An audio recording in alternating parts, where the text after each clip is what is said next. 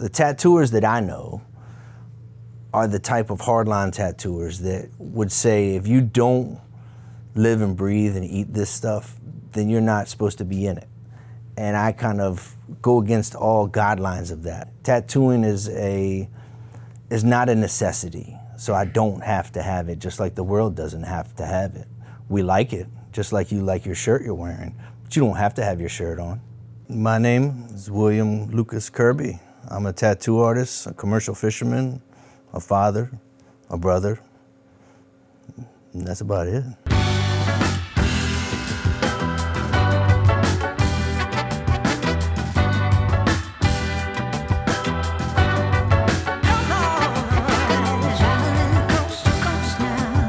So I was born 1978, Melbourne, Florida, Brevard County. My dad was a commercial fisherman. My mom would walk the beaches, collecting seashells and playing with the kids, doing art. So growing up from like age 6 to preteen, it was very exploratory in my family. Like, we were open to do what we wanted to do. My mom encouraged everything. And so that's what we did. My brother and me would just go dig, build, burn, fight, do everything. We were all over the neighborhood. You could never find us in one place at one time. So after high school, after what I finished in high school, which was right after 10th grade, I finished my GED and then got my passport when I turned 18, and I bailed. That was it. I was going to Ireland, and I was fishing over there, and I was running into guys that were tattooing, and they were like, dude, if you get your stuff together and learn how to tattoo, get a portfolio, come back, and I'll sponsor your visa.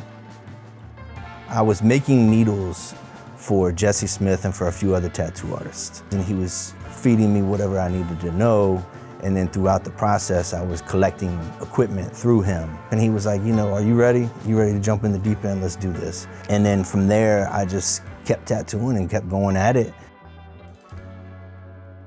I've never had the joke tattoos, the people that come in, they're just drunk, bunch of vagrants, you know, the crazy people, the stories you hear when you hear about the tattoo world.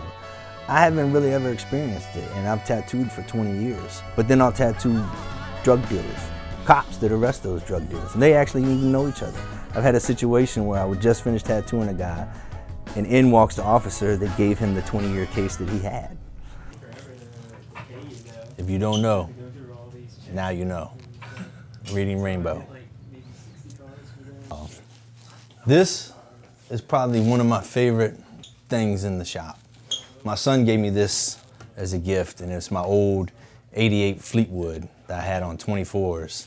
It took me a few years to build it, and it was one of my first like classic builds, you know.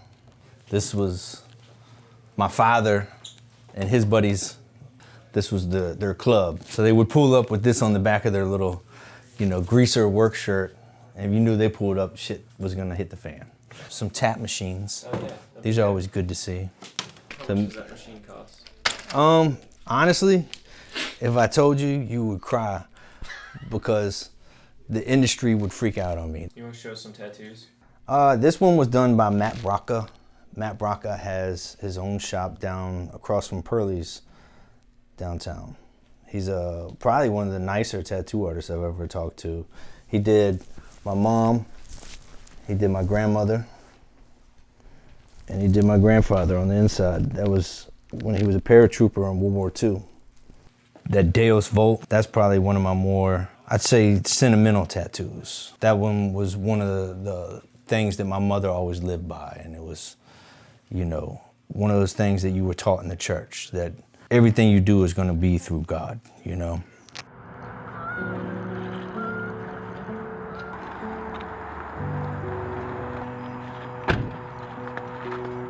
So as far as commercial fishing versus tattooing, it's almost at a 50-50 now. Fishing consumed day in, day out, you know, 3/4 of the year, no days off.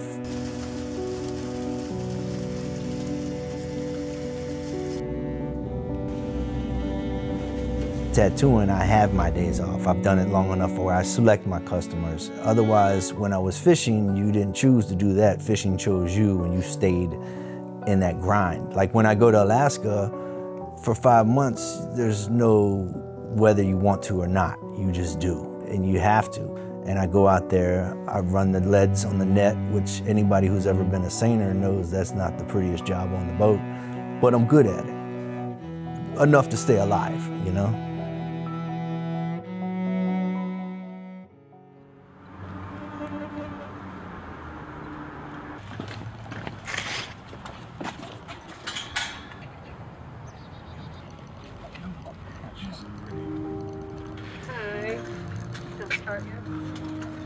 My favorite part about being a dad is the fact that I went 50-50 on creating something, a miniature version of me and my partner, you know? Like, it's wild looking at it, especially having twins. I mean, I have one that people say is mine and one that people say is hers, and vice versa. And then you look at my son, who's 18 now, and he's a smaller, skinnier version of me. I mean, it's crazy because at 18, he's nowhere where I was in life. He's not half as bad of a kid, you know, even if it was a quarter amount. But he's doing everything else I was doing, skateboarding, working, hanging out with his homies, chilling with the girls, doing all that stuff. But it's crazy watching something you made do the same crazy things that you did. Pogo. Old truck. Some old football days, Blue Star Cowboys. Some more rockfish down at Jordan Point.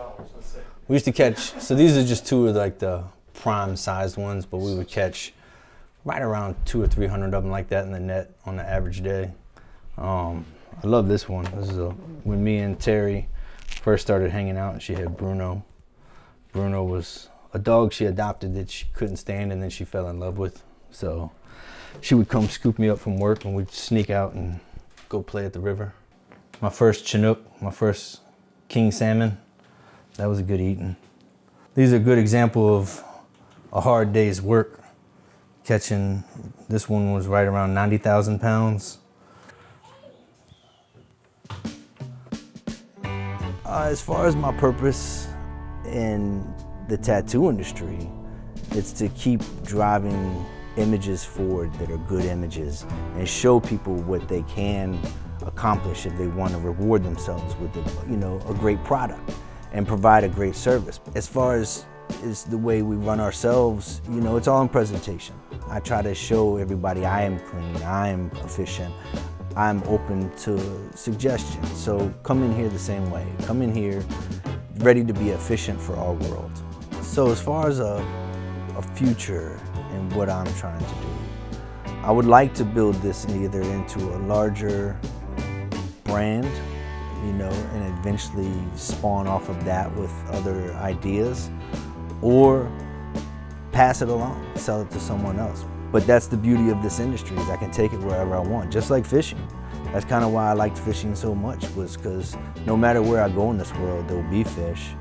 People need to eat, I need to eat, and I can make money doing it, Yeah, I would never quit doing one thing just because I'm too old or too tired or anything like that. Like I'm one of those guys that is an asshole.